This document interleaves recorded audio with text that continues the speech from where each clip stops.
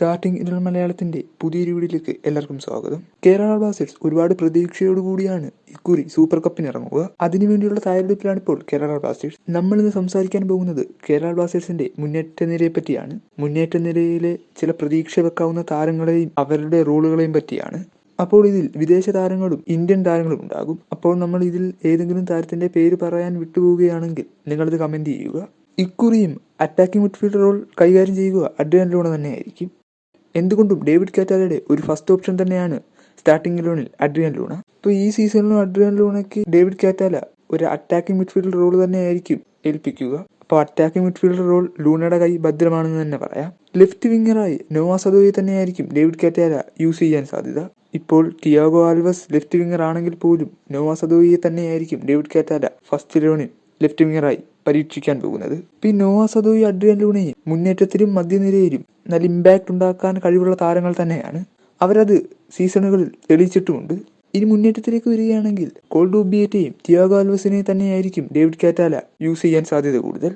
അതല്ലാതെ Thiago ആൽവസിനെ left വിങ്ങറായും attacking മിഡ്ഫീൽഡറായും സ്ട്രൈക്കറായും കളിക്കാൻ ശേഷിയുള്ള ഒരു താരം തന്നെയാണ് തിയാഗോ ആൽവസ് മെൻഡസ്. ഇപ്പം ഈ ഒരു താരം മുന്നേറ്റത്തിൽ പ്രതീക്ഷ നൽകുന്നത് തന്നെയാണ്. ഇപ്പം മുന്നേറ്റത്തിൽ ഈ 3 റോളുകളും കൈകാര്യം ചെയ്യാൻ തിയാഗോ ആൽവസിന് സാധിക്കും. അപ്പോൾ അത് മുന്നേറ്റത്തിൽ ഒരു പോസിറ്റീവായിട്ടുള്ള കാര്യം തന്നെയാണ്. ഇനി കോൾഡുബിയറ്റ ആയിരിക്കും ഡേവിഡ് കാറ്റാല ഒരു മെയിൻ സ്ട്രൈക്കറായി സ്റ്റാർട്ടിംഗ് 11-ൽ യൂസ് ചെയ്യാൻ സാധ്യത. ഒരു ഗോളുകൾ അടിക്കുന്ന ഒരു താരമെന്നതിലുപരി സഹതാരങ്ങൾക്ക് ഗോളുകൾ നേടാനുള്ള വഴിയും ഒരുക്കുന്ന ഒരു താരം തന്നെയാണ് കോൾഡുബിയറ്റ. അപ്പോൾ ഈ 2 താരങ്ങളും മുന്നേറ്റത്തിൽ പ്രതീക്ഷ വെക്കാവുന്ന 2 താരങ്ങൾ തന്നെയാണ്. ഇനി നമ്മൾ ഇന്ത്യൻ താരങ്ങളിലേക്ക് വരികയാണെങ്കിൽ മുന്നേറ്റത്തിൽ കോറോ സിംഗും നിഹാൽ സുധീഷും മുഹമ്മദ് ഐമനും ഈ 3 താരങ്ങളും ബ്ലാസ്റ്റേഴ്സിന്റെ മുന്നേറ്റത്തിൽ നല്ലൊരു ഇമ്പാക്ട് ഉണ്ടാക്കിയെടുക്കാൻ കഴിയുന്ന താരങ്ങൾ തന്നെയാണ്. ഈ താരങ്ങളെല്ലാം യുവതാരങ്ങളാണ്.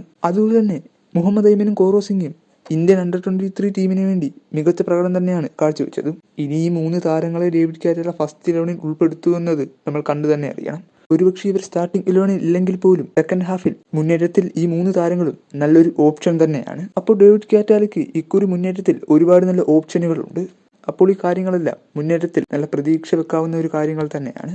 മുന്നേറ്റ നിരയ്ക്ക് എത്രത്തോളം നിലവാരമുണ്ട് അത്രത്തോളം മധ്യനിരയും പ്രതിരോധ നിരയും നിലവാരത്തിനൊത്തു ഉയരുക തന്നെ വേണം. അപ്പോൾ ഈ 3 പൊസിഷനുകളും മികച്ചതായാൽ മാത്രമേ ടീമിന് മൊത്തത്തിൽ ഒരു ഇമ്പാക്ട് ഉണ്ടാക്കാൻ സാധിക്കൂ. അപ്പോൾ ഈ താരങ്ങൾക്കെല്ലാം സൂപ്പർ കപ്പിൽ മികച്ച പ്രകടനം കാഴ്ചവെക്കാൻ കഴിയുമെന്ന് പ്രതീക്ഷിക്കാം. അപ്പോൾ ഈ വീഡിയോ ഇഷ്ടപ്പെട്ടെങ്കിൽ നമ്മുടെ ചാനൽ സബ്സ്ക്രൈബ് ചെയ്ത് സപ്പോർട്ട് ചെയ്യുക. ഇനി മറ്റൊരു വീഡിയോയിൽ കാണാം.